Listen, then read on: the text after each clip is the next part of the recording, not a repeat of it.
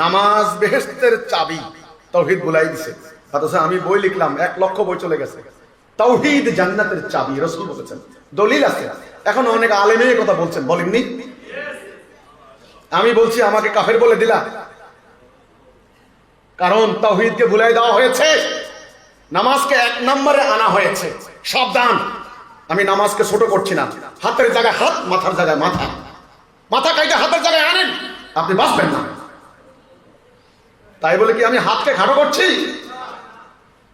ধরুন একটা লোক অ্যাক্সিডেন্ট হলো, অ্যাক্সিডেন্ট হওয়ার পরে তার হাত বিচ্ছিন্ন হয়ে গেছে, তার কান কাটা গেছে। তখন ডাক্তার কি বলবেন? হাতটা এনে হাতের জায়গায় জোড়া লাগাবেন তো নাকি? আর কানটা এনে কোথায় জোড়া লাগাবেন? কানের জায়গায়। মাথার খুলিটা বেরিয়ে গেছে, মাথার খুলিটা মাথার মধ্যে জোড়া লাগাবেন তো নাকি? তাহলে হাতের জায়গায় হাত, মাথার জায়গায় মাথা। এটা হলো আকীদা। তাওহীদের জায়গায় তাওহীদ 1 নাম্বার, 2 নাম্বারের সালাত। এ কথার মানে কি এই আমরা নামাজের বিরোধিতা করছি? মিথ্যুক। সাধারণ অজ্ঞ মানুষদেরকে বিভ্রান্ত করবে আর কয়দিন? তাওহীদ ভুলাই দেওয়া হয়েছে।